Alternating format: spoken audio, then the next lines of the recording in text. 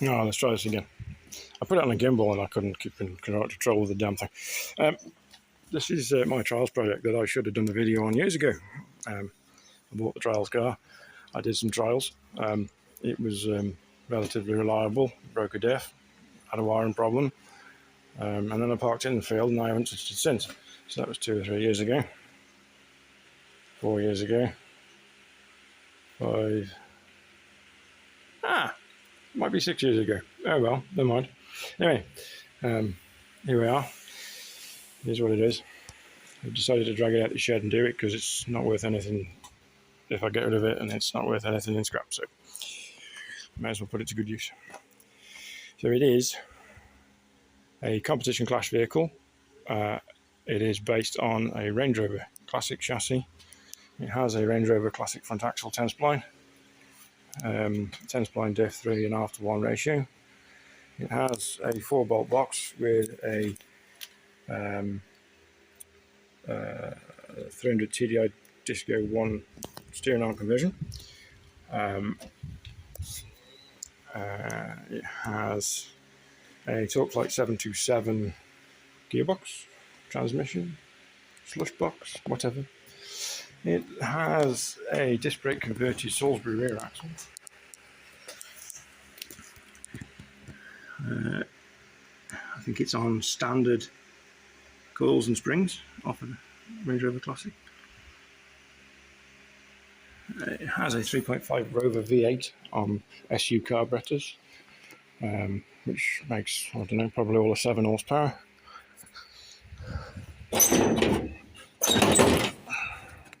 Ta-da! Shiny blue wires on it though. Woo. Somebody's done 100 amp alternator upgrade, is always useful. Series master cylinder vacuum assist. The steering pump's been modified to make it more flowy. For those that don't know, anybody who's not into Land Rovers, the Rover V8 was based on the Buick V8. It's all aluminium. Quite a nice little motor, really. For what it is, it's just outdated now. But that said, if the plan goes to plan, I'm going to maybe look at getting a 4.6 and putting a Holly carburetor on it, on a fancy manifold with a cam. Seeing if we can do 260, 270 horsepower, something like that, which should be enough in a trials car. It has got a Land Rover 90 bonnet. Yes, they're baking trays from Morrison's. I didn't do it. It does have abortionate wiring in it. Fuel tank at the back. So it's carbureted, so it's got a little plastic fuel pump in it. The previous owner did put an air tank in it and some description of something or other, because it has an ARB air locker in the rear diff, which is staying.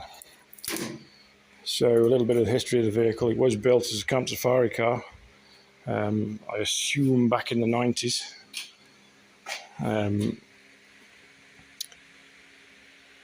It was built as a 94-inch wheelbase, which is a little odd because camp safari car, lots of speed, lots of straight lines, lots of going around corners. You want it to handle, you want it to not be twitchy, so you'd have left it at 100-inch maybe.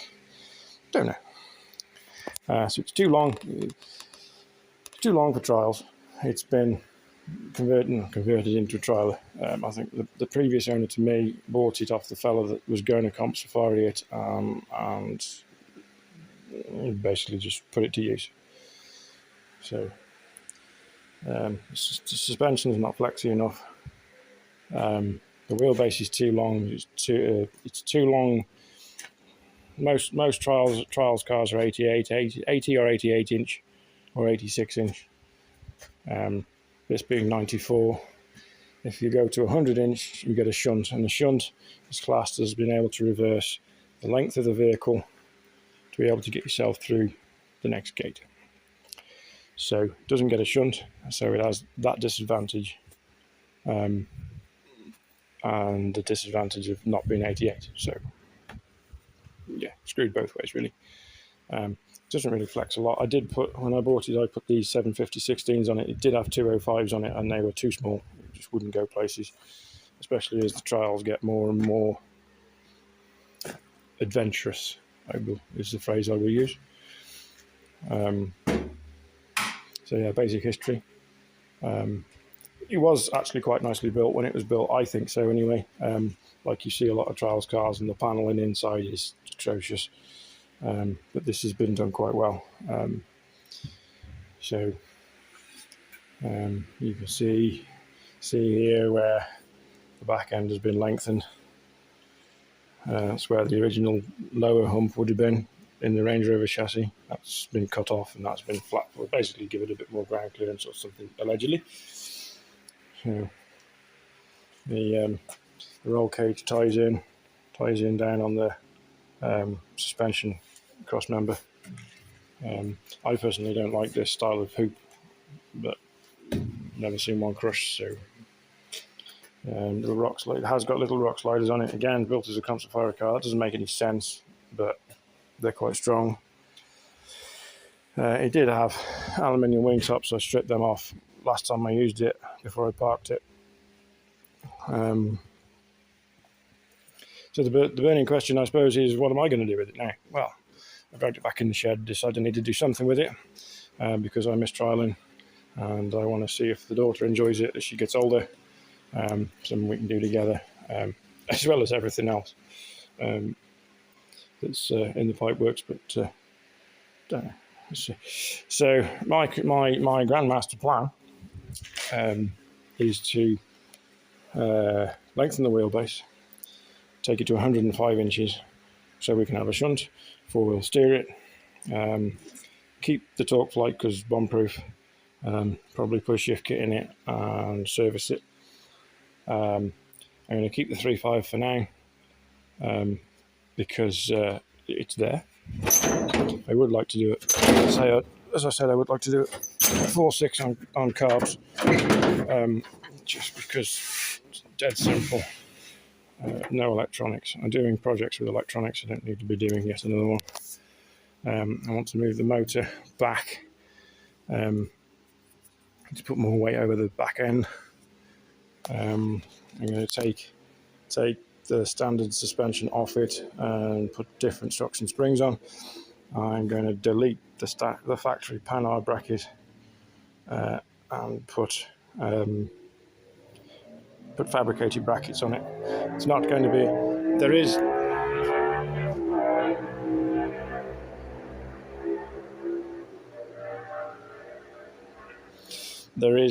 such a thing as the ARC, which is the Association of Land Rover Clubs, which defines body measurements and manufacture of things. Like if it's a land in the ARC, it has to be built with original Rover parts. So a Rover V8, Rover axles, a Rover steering box, Rover master cylinder and servo, a transmission that was fitted to a Rover. It doesn't have to be a Land Rover, but Rover. So you can use a K series in Trials Car if you want to,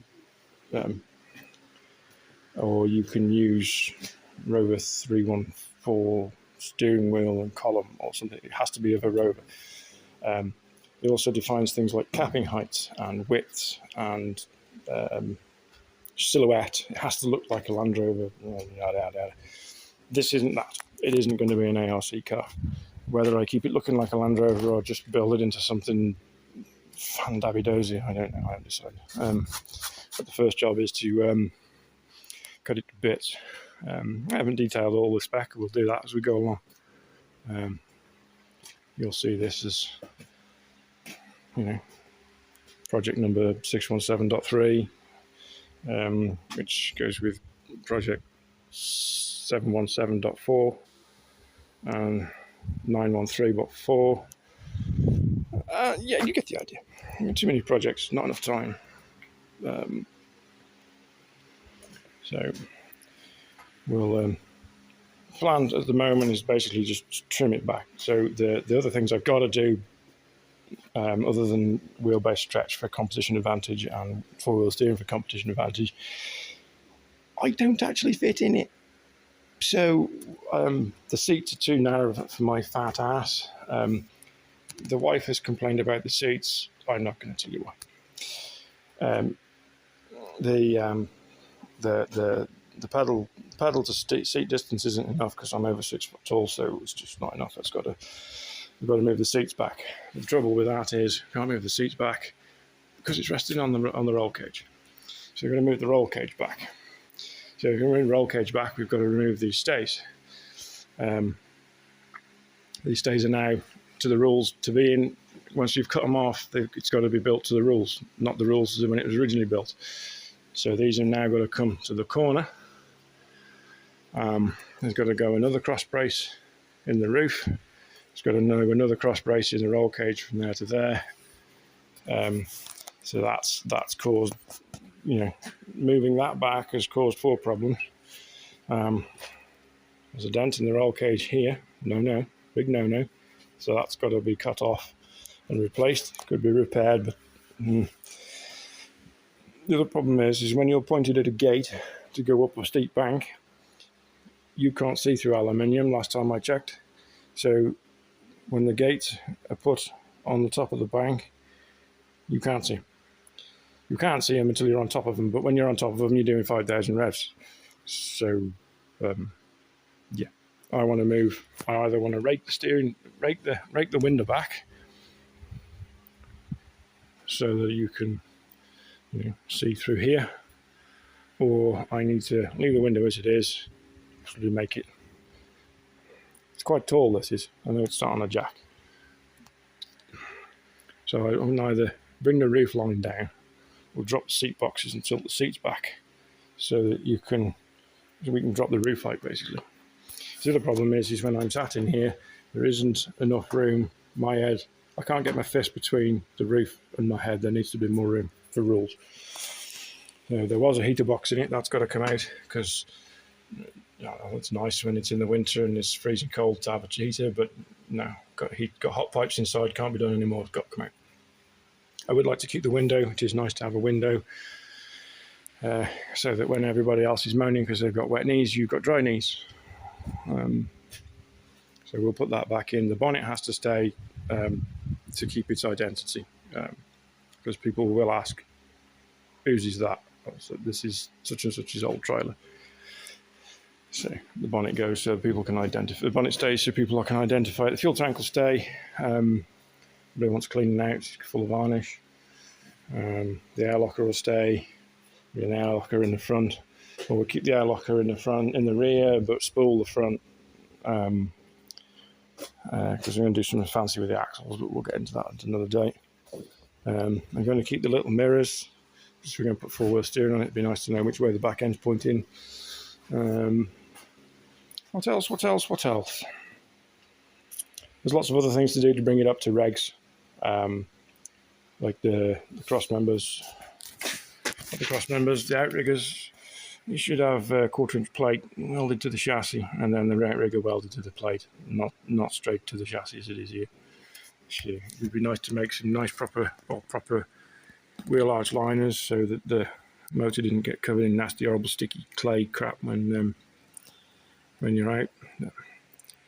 I'm going to upgrade the brakes because it's still on twin line classic stuff. If you're trying to stop it going down a bank, it's not good. What else? Service the motor, put plugs and stuff in it and give it a fat look, and go through all the vacuum lines because all the vacuum lines are cackled. I'll probably change the steering box to a P38 steering box and mount that on the outside of the frame rail. Go away, wasp. Moving the motor back, I'm going to take the radiator with it, not leave it in the front, because sticks and things like to forcibly enter and buggy your radiator up. So we'll do something about that. The other thing that needs to change is it's too long in the front, so I either need to stretch the front wheel forward, or bring that cross member back. Because it's on little tyres and it's quite low, the first thing it does is dig that into the first rock it can find, and then it won't climb the bank that you're trying to go up. So we need to address that. It is going to have bigger tyres, probably 285s, which are essentially only wider and not taller. Failing that, we'll go to 33s or 35s. It depends what we can find at the time that's sensibly priced. I have got a set of 285s and a set of wheels. So, yeah, we'll see. So, yeah, major undertaking. So what I'm going to do today, even though it's 30-some degrees outside, I am going to take a grinder to it and cut some lumps off it. If you really want to watch, I'll set the tripod up. Safety first. It only took me 10 minutes to find the grinder.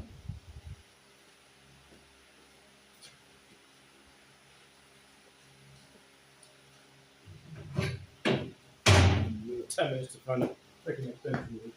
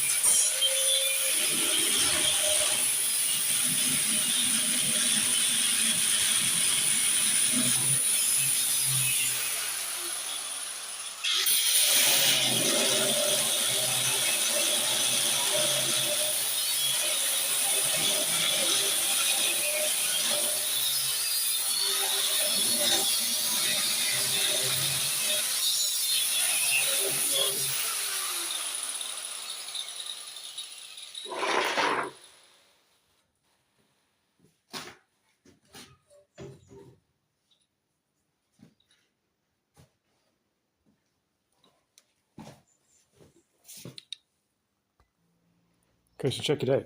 This is steel. Anybody else, anywhere else in the trialing world, builds their bodywork out of aluminium because it's light and it's easy to fix. All this is steel. Aluminium everywhere else. Back panels aluminium, and the floors aluminium, aluminium and aluminium and aluminium. Do you know, Al? Firewall's aluminium, as it should be. But no, this bit's the sides that have got all bent to crap. Steel. Long story short, need to sort my tools out. Johnson Part 2, where this isn't a complete nut of cluster